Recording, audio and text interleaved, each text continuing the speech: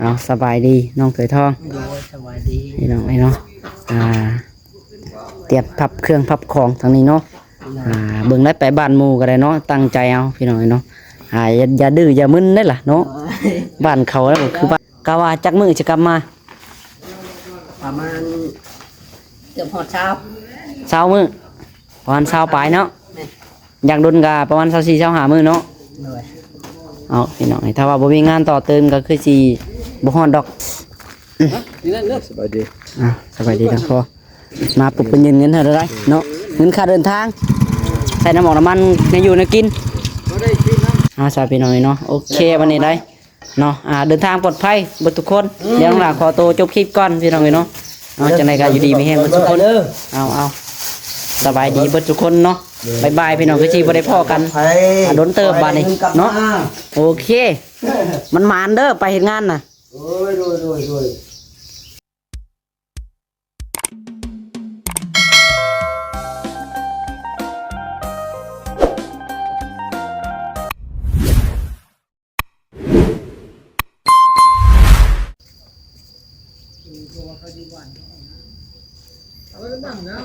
พี่น้องเนาะโดยทักทายสบายดีแม่FC เบิดสุขสู่คนพี่น้องเนาะพบพอทานน้องหลาอีกเด้อเนาะเอาในมือนี่พี่น้องเนาะบรรยากาศมืดครึ้มหลายพี่น้องมือวันพุธเนาะเป็นมือวันพุธเบิดมื้อพี่น้องเนาะมื้อนี้แล้วก็ทางพ่อทางทีมงานพี่น้องเตรียมสิไปเฮ็ดเวียกเนาะไปเฮ็ดงานพี่น้องเนาะน้องหลากาบ่ได้ไปนำเพิ่นเนาะเพราะว่าค่าภาระในบ้านในเฮือนพี่น้องจักกระไดเป็นแบ่จักกระไดเป็นอย่างหลายๆอย่างสปอปี้พี่น้องเนาะเว้าไปก็บ่เบิดพี่น้องเนาะจักกระไดเบิ่งอย่างหลายๆอย่างเนาะเอามื้อนี้พี่น้องเนาะน้องหลากา บ่มีหยังพี่น้องเนาะที่จะยืนให้กับทางพ่อพี่น้องไปเฮ็ดงานก็เพิ่นก็ต้องได้มีการใช้จ่ายพี่น้องเนาะน้องหลาก็มีเงินพี่น้องจำนวนนึงเล็กๆน้อยๆเนาะเป็นเงินของทางแม่อ้อยเพิ่นพี่น้องเพิ่นฝากมาให้ทางน้องหลาโอ้ยว่าจะเอาทั้งพ่อไปห้องหมอพี่น้องเนาะน้องหลาก็ให้เพิ่นประมาณ500,000 กีบเนาะให้เพิ่นไปซื้อในอยู่ในกินใส่น้ำหมอกน้ำมันตามทางพี่น้องตัวถ้าน้องหลาก็นี่แน่พี่น้องเนาะผมมีเงินอีกอย่างกะเงินอยู่ในบัญชีกับจกใส่จ่ายแต่ละมือนะพี่น้องเนาะซื้อสมือเนาะตีงโตไปใช้กระแมนเงินโลดพี่น้องเด้อโอ้ผมเป็นง่ายๆพี่น้องไปเดี๋ยวไปเบิ่งบรรยากาศนำกันพี่น้องเนาะทางนี้กำลังงาน เจ็บเครื่องพี่น้องเตรียมสิไปเฮ็ดเวียกเนาะพวกน้องตัวทองเพิ่นทางนี้เอาสบายดีน้องเขยทอง โดยสวัสดี พี่น้องเนาะเตรียมพับเครื่องพับของทางนี้เนาะเบิ่งได้ไปบ้านหมู่ก็ได้เนาะตั้งใจเอาพี่น้องเนาะอย่าดื้ออย่ามึนได้ล่ะเนาะบ้านเขาแล้วก็คือบ้านเฮาได้เนาะเฮ็ดเวียกก็คือตั้งใจแต่เฮ็ดเวียกพี่น้องเนาะไผแน่สิไปเดินทางมื้อนี้เอาแปะบ่ส่งแล้วก็ทั้งพ่อ3 คน4 คน โดย โอเคสาพี่น้องเนาะเห็นบ่อสร้างลืมเครื่องน้องหลาจมอยู่เมื่อกี้ลืมกบบ่อยู่หน้าออกไปเอาอีกรถทั้งกบทั้งสวรรค์นะฮะเครื่องของเตรียมไว้เบิดแล้วรถนายอ้ายเพิ่นมาหับเอาบ่ทั้งพอเพิ่นว่าเนาะจากสิแม่นรถไผมาหับผู้ไผสิมาหับเอาเครื่องนำบ่จิตบ่ โดย โอ้พี่น้องเนาะบ่จิตเพิ่นถือว่าเดินทางไกลพอสมควรพี่น้องเลยกะว่าจักมื้อจะกลับมา ประมาณเกือบหอดเช้า 20 มื้อประมาณ20ปลายเนาะอยากดุนกะประมาณ24 25มื้อเนาะ โดย เอาพี่น้องถ้าว่าบ่มีงานต่อเติมก็คือสิบ่ฮอดดอกเนาะ ต่อเติมอะไรอยู่ มีแต่ตั้งใจเร่งเวียกนั่นแหละเนาะเอาก็เฝ้ามาพี่แน่ครับเอาเครื่องของกระเป๋าบ่มีบ่บาดนี่บ่มีกระเป๋าอองบ่มีทองอองพี่น้อง เบาใหญ่ๆนั่นแหละ กระสอบใหญ่เลย แม่น กระเป๋าปุ๋ย กระสอบกระเป๋ายางน่ะ แม่น เอาไปที่จะออกไปเอากบแล้วแต่มึง เอาเครื่องไปไล่ เอาไปแล้วแหละ ไล่มาได้ชื่อ ยังจื้ออยู่ว่าบ้านนี่ยังน่ะบ่ถูกฮะนั่นว่าจื้อซื้อบ้านวันนี้เนาะ บ้านชื่อบ้านน่ะมันจะเอิ้นยากไง บ่มันเลยอยากลืม ขึ้นทางลูกเห็นพุ่นละ หักจื้อแต่ดงเห็นเนาะ แม่ ดงเห็นนี่จำบ่ลืมพี่น้องไอ้เนาะ น้องเคยท่องว่า ขึ้นไปทางดงเห็นนะไกลดงเห็นไปไกลเติบบ่ ใครเติบ อย่าง เกือบฮอดพะลาน อ่า ขึ้นไปเลยหนึงก็ฮอดพะลาน เคยจนสิฮอดพารานพุ่นแหละ แม่น อืมเจ้าของเฮือนเลยอ่ะเป็นคือว่าเป็นอันนั้นบ่เป็นพ่อของน้องแต่บ่ แม่ เป็นครอบครัวของน้องแต่คือเก่าเนาะ ด้วย เป็นพ่อแม่ของเพิ่นบ่น่าจะแม่นอยู่แล้วเนาะอ่า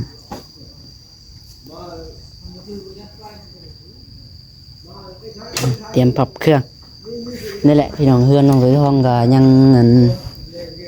คือเก่าเนาะยังทันได้ดำเนินการพี่น้องเนาะเพราะว่ามีแต่ไปกับไปบ่ได้อยู่บ่ได้เศร้านะ แม่คุยบ่แก้วยังบ่ได้คุยเจ้า โอเคยังทันได้ขู่พี่น้อง งา เล น ย หลายเกิน เฮือนเจ้าของไว้ก่อนเนาะ ไว้ทีหละ หาเงินก่อนพี่น้องหาเงินลงหน้าก่อน ได้เงินมาแล้วเนี่ย อ่า แล้วให้แล้วหน้ายังมาคอยเก็บ คือว่าได้ยินแว่วๆว่าอยากอันนี้อยู่พี่น้องน้องไปท่องก็ได้บ่มีรถขี่อยู่รถเพิ่นก็เปเพแล้วมันตายแล้ว มันเท่ละแป้ มั ง นตายแล้วพี่น้องนี่รถน้องไปท่องก็เนาะ3มื้อดีชีวิตไข่เพิ่นจะหาเงินออกรถใหม่อยู่อันนี้ก็ได้ ตั้งใจอะได้เนาะเบิ่งได้เนาะว่าออกรถก็ได้พี่น้องนี่ต้องขยันเฮ็ดเวียกเฮ็ดงานพี่น้องนี่เนาะอ่าคือว่าสิออกรถใหม่ว่าสิดาวน์รถบ่พอแห้งอยู่เนาะ หนัก แต่บ่มีเงินจ่ายดอกพี่น้องสิดาวเอาเพิ่นว่าหลังจากมาแต่งานตะพุ่นแล้วเนาะงานทางพุ่นแล้วพี่น้องเบิ่งก่อนเพิ่นว่าเบิ่งเงินเบิ่งคำก่อน งานเบิ่งเงินเลย ถ้าเงินเพียงพอกับพอดาวกาไว้ก็ดาว เอาไปไว้กับโจ๊ะเอาไว้ก่อน อันโจไว้ก่อนยามให้ยามหน้าแล้วหน้าแล้วก็ แม่ ลุยดาวเอาบัน หาเงินหาเงินแล้วให้แล้วหน้าก็สิสบายขึ้นได้ตอนนี้ยังอันนี้นะพี่น้องลงเงินหาเงินลงหน้าอีกอย่างก็ได้เนาะจะได้เดี๋ยวประสงค์เพิ่นเก็บแล้วบ่ทางพุ่นไปเดี๋ยวน้องลาไปเบิ่งทางพุ่นก่อนถ้าน้องลั่นเพิ่นไปนาอะไรพี่น้องเนาะน้องลาไปส่งเพิ่นแต่มื้อเช้าพุ่นแหละน้องลาก็สิกลับมาพี่อีกเพราะว่าทางพ่อน้องสิเอารถน้องลาไปเนาะเตรียมหลังล้านนี่ก็ได้หลังล้านเตรียมหมดแล้วอันนี้บ่น้องตัวทองกับกระเป๋าเพิ่นเนาะโต บักเอฟเลยกระเป๋าใหญ่ จังได้ทางนี้เตรียมพร้อมแล้วบ่ พร้อมแล้ว อ๋อสบายดีพ่อทรงพี่น้องนี่เตรียมพร้อมสิกินข้าวเนาะ อาหารเช้าพี่น้องน้องลาเห็ดมื้อเช้านี่แต่ว่าสิกินกับทางน้องลั่นเพิ่นทางแม่ว่าออกมาหน้าก่อนเพิ่นว่าเอามาหับตับกับทางพ่อพี่น้องเองกลับมาเฮ็ดเวียกไปเฮ็ดเวียกเนาะแล้วก็ออกไปพุ่นก็ให้ทางทีมงานกินปัดนี่เนาะ ทางทีมงานก็ยังทันได้กินข้าวเช้าบ่ ยัง ยังเลยเนาะเอา8 โมงอะไรเนาะ ว่าเศร้า จังโมงเพิ่นสิมาเอาประมาณ7 โมง 8 โมงบ่ จักน่ จังว่าเนาะ เพื่อเพิ่นสิมาเนาะ นั่นเอ้า เอาไหมกินข้าวได้ ไปก่อนแล้วเอารถจักรนะ สิไปก่อนบ่นี่ ไปก่อนแล้ว เออ ไปฮอด ขี่คันใดอันคันนั้นล่ะว่ารถน้องหลานล่ะว่าถ้าแปมาพุ่นแหละถ้าแปออกไปนาบ่ หน่อย อืม มันบอกให้ไปเอาคันนี้มองเพิ่น เอาไปเอาคันนี้ออกไปเนาะเอาไปนาซื่อพี่น้องเนาะน้องหลานก็สิกินคือกันแล้วจักคำยังบ่ทันกินข้าวเช้ากันยังบ่ทันกินข้าวเช้าคือกันเด้นี่ อีกแล้ว พี่น้องเนาะเดี๋ยวน้องหลานกินข้าวก่อนมาได้ทีกินข้าวนำกันมันมีหยังกินพี่น้องเลยทอดไข่ กับน้ำมันต้มน้องรันก็ต้มเมื่อวานนี้ต้มไว้แต่วานเลย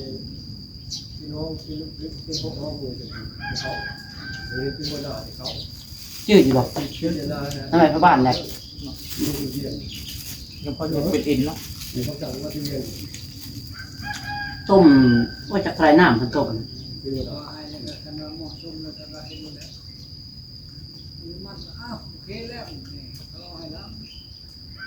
ทางอยู่เก่าแล้วไปชีโซบนพาเราไปแบบไปจ้องให้พี่น้ารถไป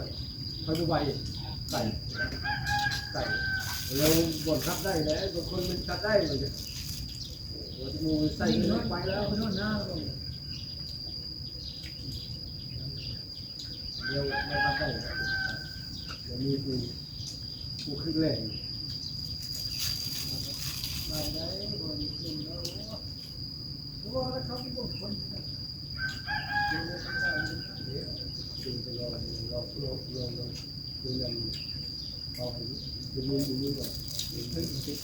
ตัวบาท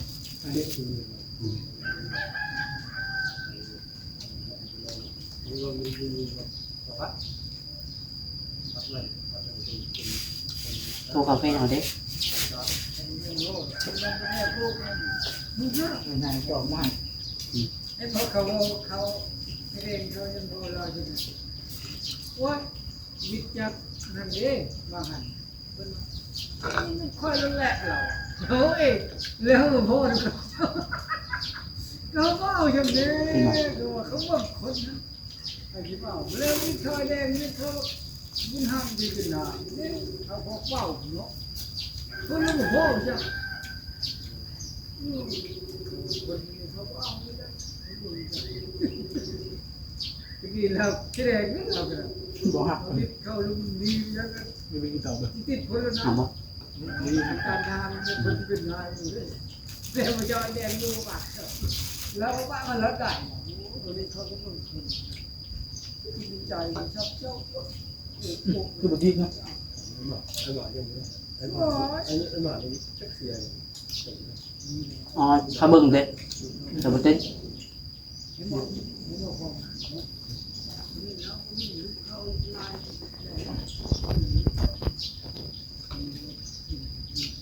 โทรศัพท์ด้วย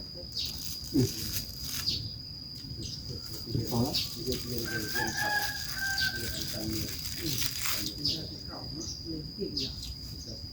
อย่าเราไปดูเถียงกับอย่าปาโทรศัพท์อยู่เถียงไปตามไปนี่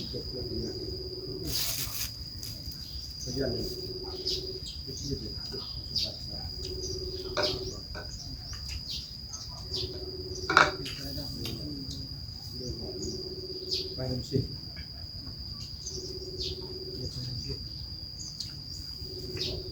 เขาสิ ไม่ยังได้หมอ เรามองขาดนิดหน่อยมองขาดนิดหน่อยนิดหน่อยดูตัวมองขาดดูที่ว่าวเป็นขาที่ว่าวที่ว่าวมองขาด ถ่ายตัดแป้งเอาเชือกเหล็กคอยเข่ามาเนี่ยเด้อ ขาดเลย เรามาทำตัดแป้ง ทำให้เฮ้ยมันไม่ตาม บ่มีหยังสิครับ จับยอดลึก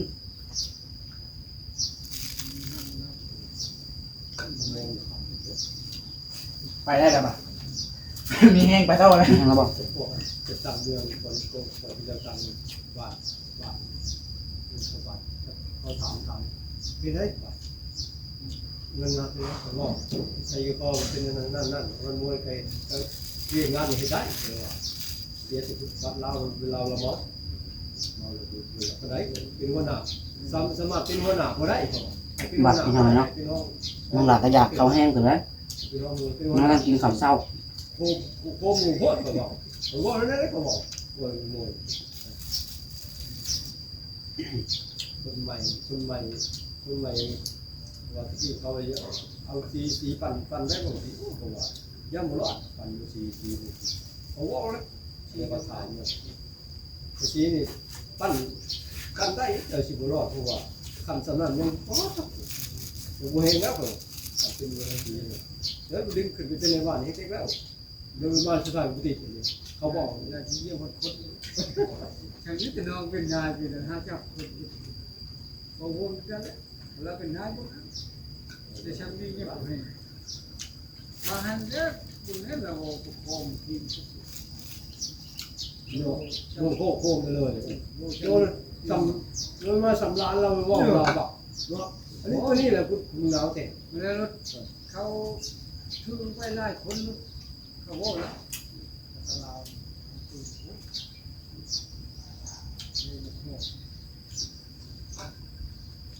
เรา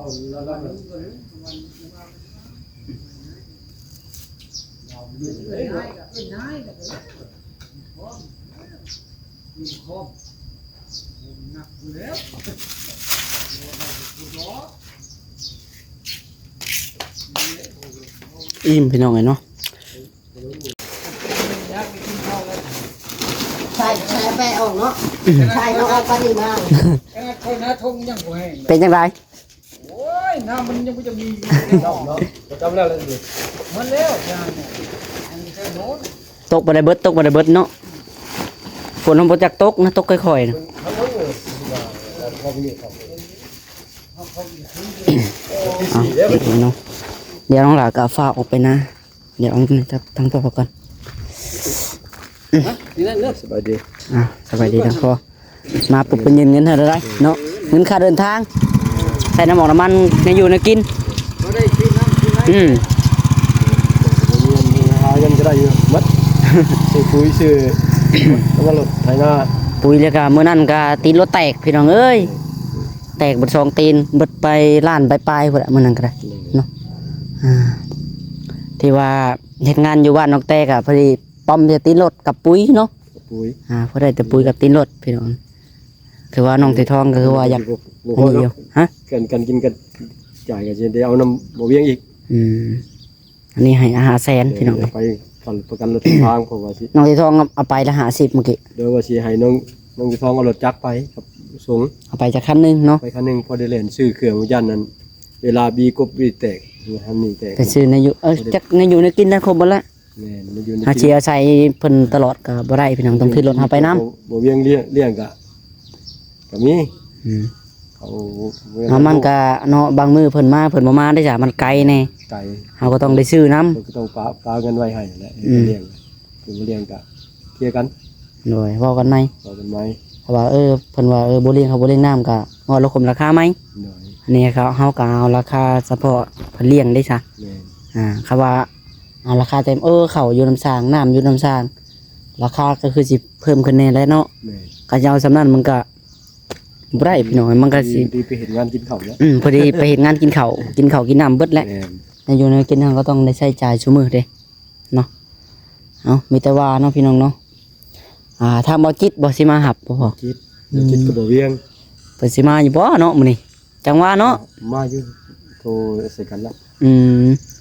เพราะว่านี่แหละพี่น้องยานมันขัดจังหวะตัวนี้แหละนี่ คึมอยู่เด้คึมฝนอยู่ ให้น้องลาออกคันใดให้น้องลาใส่คันใดบัดนี้ อันนี้อัน สีฟ้านี่บ่ คันสิว่า โทรศัพท์กะพอกระตายแล้ว เกือบตายแล้ว โทรศัพท์ตายแล้ว อยากได้เครื่องใหม่บาทนี่ หลาย เอาเนาะ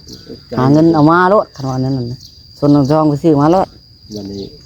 ซื้อใหม่ตั้งเพชรเลย แชวกดปุ่มบ่เอ้ยบ่แม่นบ่เอากดปุ่ม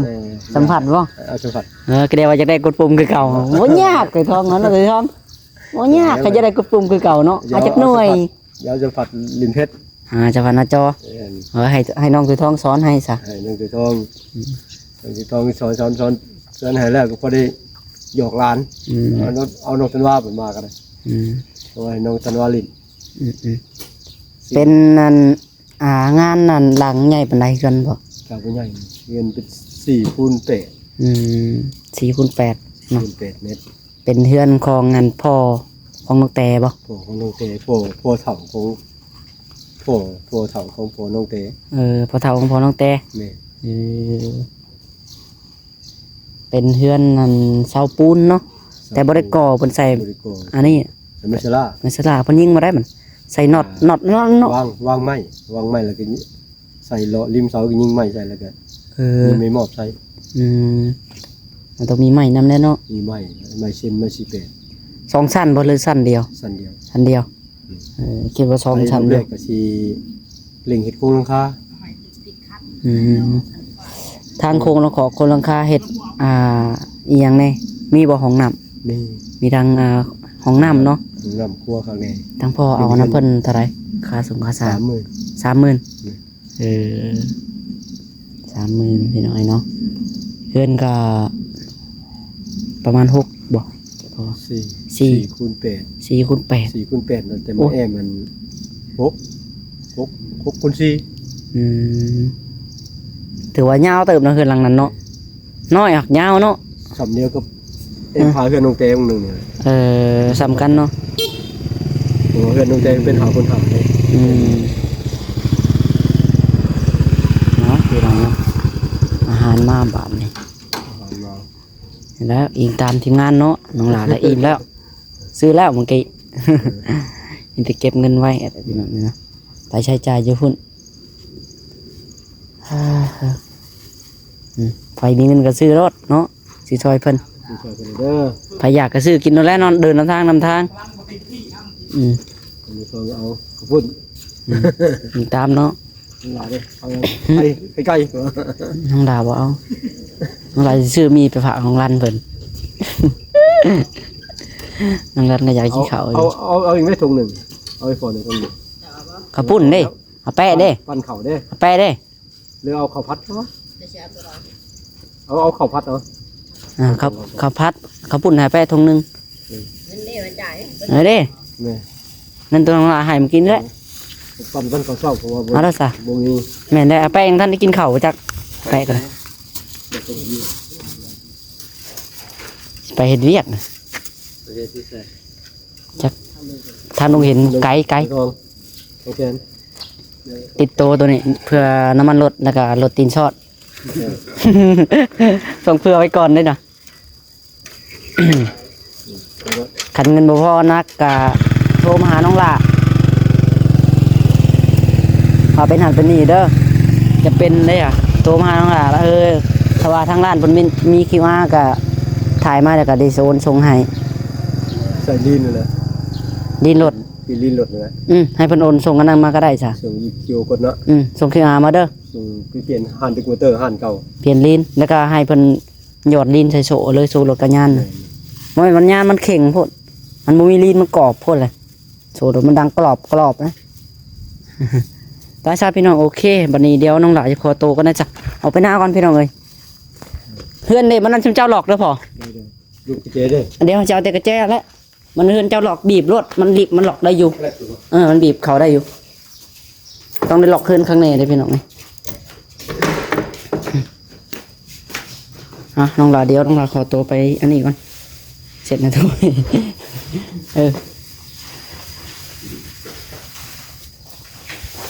เอาแปะนะมาขึ้นเราไม่อยากกดเกิบมาเว้นมาอยากเช็ดตีนเอาแปะ โอ้ยไปชาพี่น้องเดียวน้องหลาขอตัวเป็นนักกระจายคันนี้ได้มีอยู่น้ำมันมาผมมีน้ำมันแน่นโอ้ยพี่น้องจะได้ใช้น้ำมันนี่แหละน้องหลาฮะ กินนี่ได้สิมีแห้งกระจอกแล้วอ๋อมือฝนจะว่ะ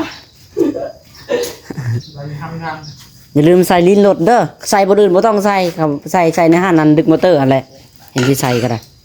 ห้านอื่นนะบ่ใส่ก็ยากใครใส่ห้านอื่น อะไรดีเลย มันอันนี้โถจักว่าใดบ่จักมันเป็นลิ้นบ่ถึกนะครับคันบ่ใส่ในห้านมันเอง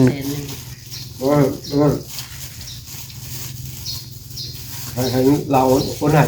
ถ่ายคลิปหาส่งมา มา แปลบ่มาเด้อหัวหน้าเด้อกินข้าวเด้อไปสิ ตัวหาเขากินอีกตัวยังมันจะหดดี มาแล้วเนาะบาดโอ้ยภาษาแปลครับรถเพื่อสิฮอดนามาได้หัวหน้าเอ้ยกินข้าวได้ปั้นข้าวเช้าก็นี่ข้าวปุ้นปุระทง เอามาเบิดได้บอกเครื่องมานี่ ครบแล้ว เอาเรื่องบ่ โอ้ยพี่น้อยเนาะอย่าลืมห้อยตีนรถได้รถก็คมเปื้อนตัวท้องเอ้ยเจ้าปลาล่างจะดิ ไปล่างลำทางมาเลยเนาะเถื่อฝนตก พอแห้งเลยท้อง อันนี้ยังพอแห้งเลย กินข้าวหน้าซื้อกระปุ่นปุระทงเพื่อไว้เรา เจ้าข่อยมากหรอก น้องหลานเอาเราได้น้องหลานกินแล้วเมื่อกี้ เจ้า บ่ได้บอก แสงว่าเจ้าหดก้นครับ เอาสาพี่น้อยเนาะโอเควันนี้ได้เนาะเดินทางปลอดภัยเบิดทุกคนเดี๋ยวน้องหลานขอตัวจบคลิปก่อนพี่น้องเนาะจังไดก็อยู่ดีมีแห้งเบิดทุกคนเอาสบายดีเบิดทุกคนเนาะบายบายพี่น้องก็ชีบ่ได้พ้อกันโดนเติบบาดนี้เนาะโอเคมันหมานเด้อไปเฮ็ดงานน่ะ โอ้ย